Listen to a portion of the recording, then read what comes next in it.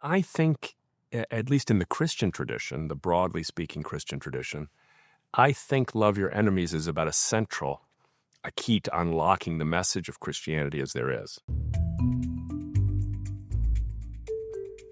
I'm not a theologian, but I believe that the central consciousness-shifting challenge of Christianity is to become a person who sees no enemies, who sees the love of God everywhere. So my view is that we've kind of sidelined that part of the message sometimes. All of us, I don't mean any one particular tradition.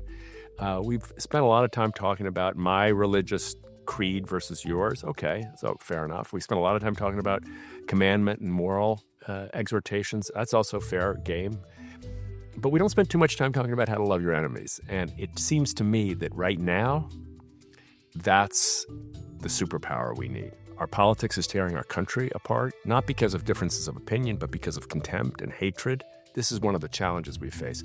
It feels good to lash out at someone when they've done something to hurt you or something to offend you or something that you disagree with. It feels good in the moment. It almost always backfires.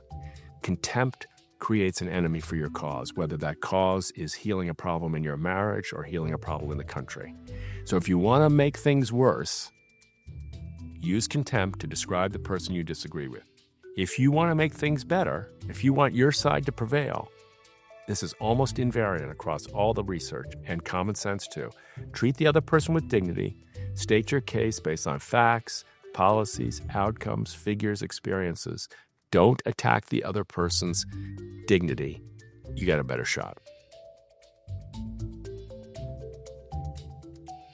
So we formed a group of people across political and racial and cultural divides to try to identify one thing we could do to reduce the tensions in our country and reduce the chance of violence and increase our capacity to solve problems.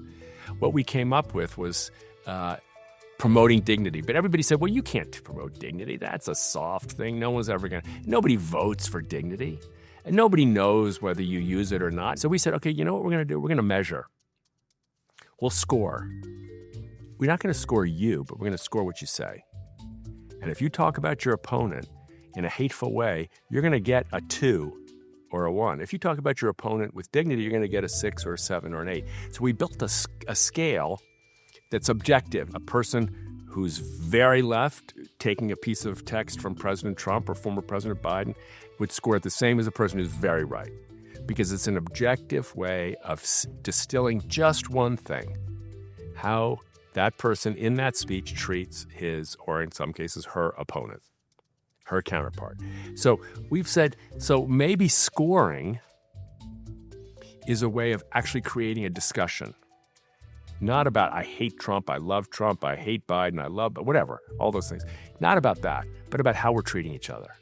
Because once you start talking about how the politician treats his or her opposite number, pretty quickly you start to ask yourself, how am I treating people I disagree with? How do I talk about those people when I'm at my own kitchen table, when I'm at the water cooler, when I'm talking to my spouse, my children?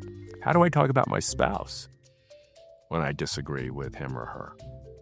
Am I using contempt when I'm in a dispute or in a disagreement with someone I love and care about? Frequently, we find when people see the capacity to score, they also see the capacity to change.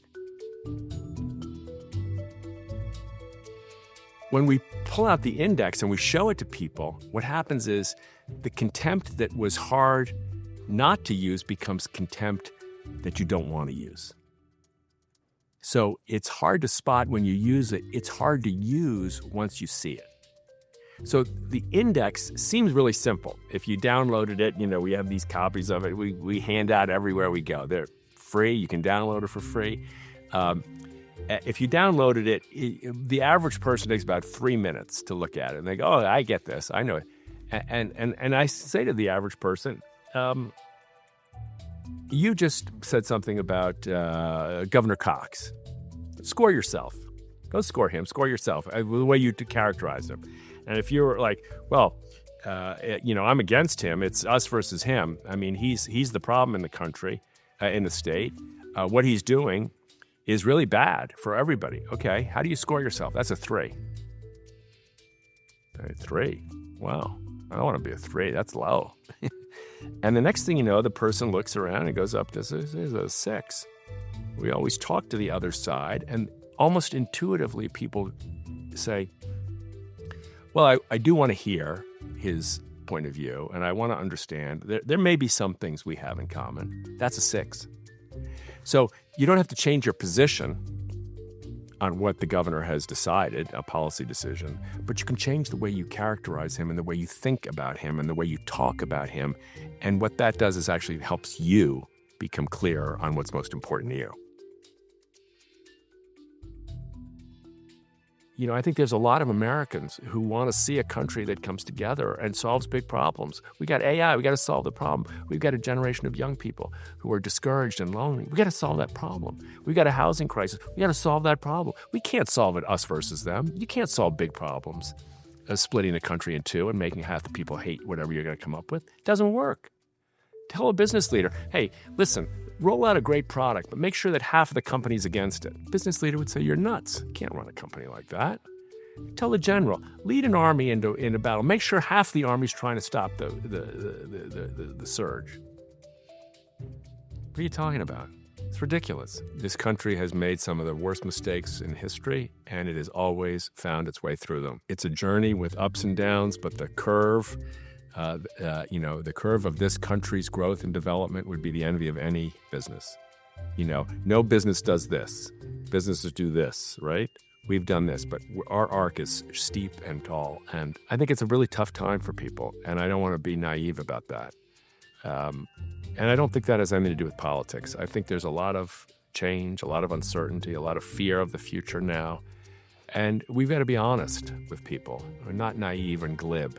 Oh, don't worry, everything's going to be better. That falls on deaf ears. I think we have to hear the struggles and the anger and the frustration of many Americans right now, but we don't have to capitulate to despair and hopelessness. I think I'm hopeful, but we have a lot of work to do.